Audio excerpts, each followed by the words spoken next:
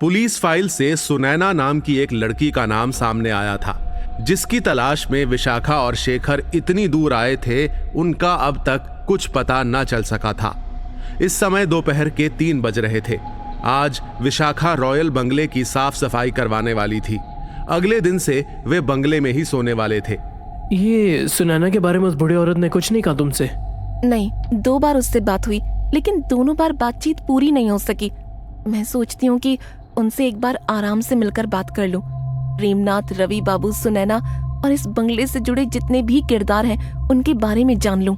लेकिन वो मिलेगी कहाँ? शायद बंगले के आसपास। वहाँ तो हम कल जा रहे हैं ना? नहीं, अब मैं आज ही वहाँ जाऊंगी। बंगले की साफ सफाई मैं अपनी आंखों के सामने ही करवा लेती हूँ। आज तुम होटल में रुको, इससे मेरी बातचीत के बीच में कोई बाधा भी नहीं आएगी। As you wish। लेकिन क्या तुम श्योर हो? तुम्हें डर तो नहीं लगेगा? मैं श्योर हूँ शेखर, लेकिन जब से ये नाम बदल कर रहने का फैसला तुमने लिया है, तब से मैं कुछ अलग और डरी डरी सी महसूस कर रही हूँ। इस नकली नाम के बोझ को हम ज्यादा दिन तक लेकर नहीं चल पाएंगे शेखर, तुम देखना। शायद तुम ठीक कह रही हो। इस वक्त दोपहर के 3:30 बज रहे हैं। मेरे ख्याल से तुम्हें बंगले पर पहुंच जाना चाहिए। मैं तुमसे कल मिलता हूँ। फोन पास में रखना, मैं तुम्हें कॉल करता रहूंगा। उधर बूढ़ी औरत अपने घर से निकल रही थी कि तभी कुछ गिरने की आवाज सुनकर वो दोबारा घर के अंदर भागी।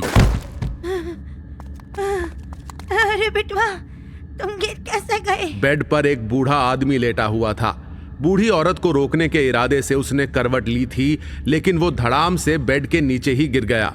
वो एक अपाहिज आदमी था, जो शायद उस बूढ़ी औरत का बेटा था। इस उम्र में मैं तुम्हें उठा भी नहीं सकती। क्या जरूरत थी बेड से उठने की? चैन से एक जगह नहीं रह सकते? वो कुछ बोलने की कोशिश कर रहा था, लेकिन बोल नहीं पा रहा था। परेशान होने की जरूरत नहीं है, मैं जल्दी आ जाऊंगी और शायद जल्दी ही तुम्हें इस नरक की जिंदगी से छुटकारा मिल जाए। वो लड़का और लड़की उस बंगले में रहने आ गए हैं। रवि बाबू की आत्मा को शांति मिल गई तो शायद तुम्हें भी मौत नसीब हो जाए। बूढ़ी औरत बेड के पास बैठे बैठे ही उसके मरने की प्रार्थना करने लगी।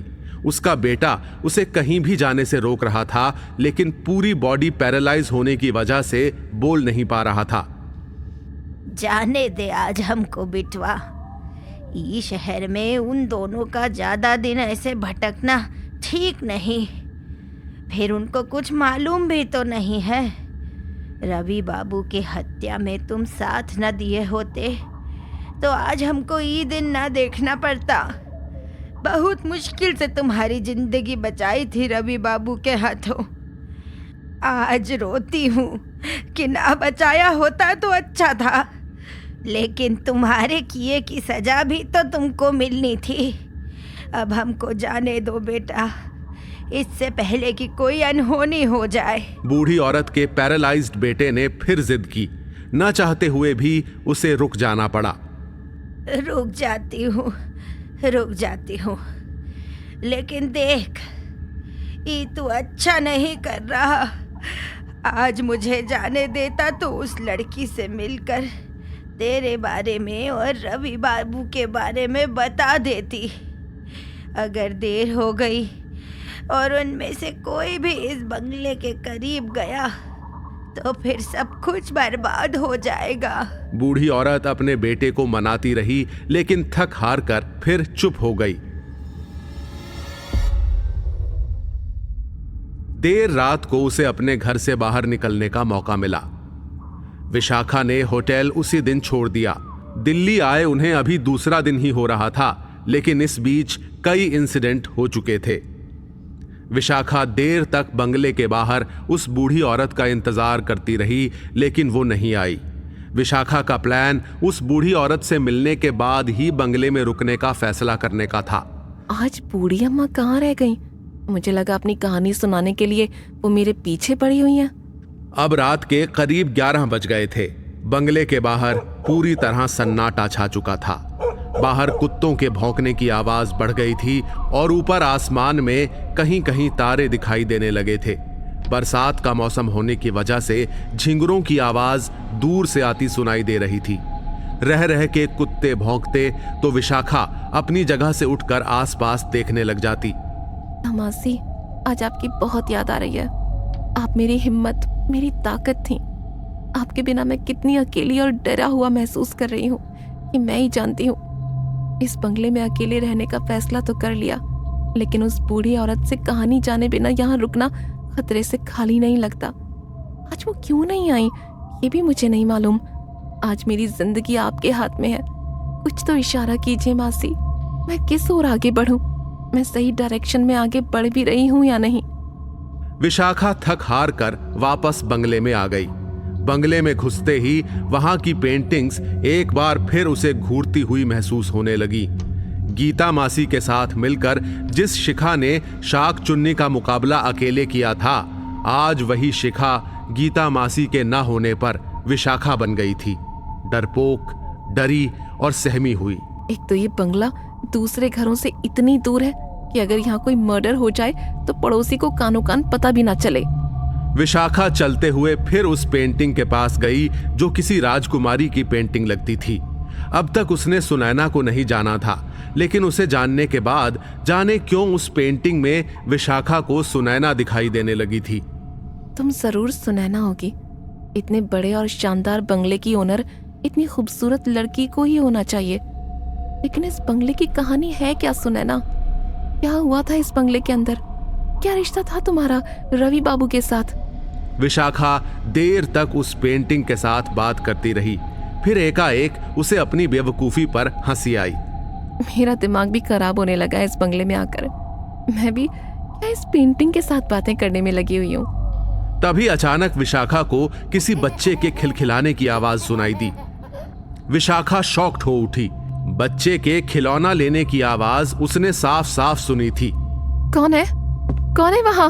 विशाखा चलते हुए उस बच्चे की पेंटिंग के पास आ गई। वो उस पेंटिंग को इस तरह घूरने लगी जैसे अभी वो दोबारा हंसेगा। हंसो, फिर हंसो। तुम्हें क्या लगता है मैं तुमसे डर जाऊंगी? मेरे सामने तुम बच्चे हो अभी। मुझे डराने की कोशिश मत करना। विशाखा ने इतना कहकर उस पेंटिंग को फिर से घूरना शुरू कर दिया। अचानक दूसरी तरफ से किसी बच्चे के रोने की आवाज आने लगी। विशाखा इस बार बुरी तरह डर गई। वो लड़खड़ाते हुए पीछे की ओर गिर गई। फिर चारों ओर से जोर जोर से हंसने की आवाज उसके कानों में पड़ने लगी। विशाखा का फोन उसी वक्त बज उठा। वो डरी हुई थी, इसलिए फोन की रिंग का तुरंत जवाब न दे पाई। फोन बजते बजते अपने आप कट हो गया। विशाखा ने अपने कान कसकर बंद कर लिए थे। इस बार फोन बजा तो विशाखा ने उसे तुरंत उठा लिया। फोन शेखर का था। बच्चों के हंसने और रोने की आवाज बंद हो चुकी थी। हेलो शेखर। विशाखा, विशाखा क्या हुआ तुम्हें? तुम ठीक तो हो? क्या हो रहा है वहां पर? शेखर, यहाँ मैंने तुमसे कहा था उस बंगले में रहना खतरे से खाली नहीं है। मैं वहां रहा हूं विशाखा। अब हम यहाँ नहीं रुकेंगे। गीता मासी के वापस आ जाने तक हम कुछ नहीं करेंगे विशाखा।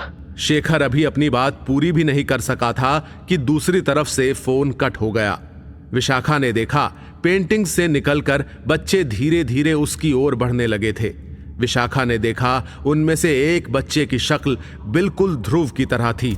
वो विशाखा के पास आया। ध्रुव, मेरे साथ चलोगी? मैं तुम्हें लेने आया हूँ। कहाँ ले जाने आए हो तुम मुझे? आओ तो सही, मैं तुम्हें वहीं ले जाऊंगा जहाँ पहुँचने के लिए तुम यहाँ तक आई हो। क्या तुम्हें जानना नहीं है कि रवि बाबू कौन है, सुनैना कौन है, प्रेमनाथ कौन है, और इन सब का शिखा और ध्रुव से क्या लेना देना? क्या तुम इन सब के बारे में जानते हो? क्या तुम ध्रुव नहीं हो? मैं ध्रुव कैसे हो सकता हूँ? ध्रुव तो इस समय अगवा हो चुका है। हाँ, मेरी शक्ल उससे जरूर मिलती है। इसके पीछे भी एक कहानी है, लेकिन उसे जानने के लिए तुम्हें मेरे साथ एक सफर पर चलना होगा। एक ऐसे सफर पर जहां तुम्हें अपने सारे सवालों के जवाब मिल जाएंगे। ध्रुव जैसे दिखते उस बच्चे की बात सुनकर विशाखा सोच में पड़ गई। सोचने का वक्त नहीं है तुम्हारे पास, समय हाथ से निकला जा रहा है। मैं तुम्हारे साथ आने के लिए तैयार हूँ, लेकिन आने से पहले मुझे विश्वास को इसकी जानकारी देनी होगी। वो यहाँ आने के लिए होटल से निकल चुके हैं। अगर उन्होंने मुझे यहाँ नहीं देखा तो परेशान हो जाएंगे। तो फिर तुम रुको, तुम्हें यहाँ से कुछ भी नहीं मिलेगा। अच्छा ठीक है, मैं आ रही हूँ तुम्हारे साथ।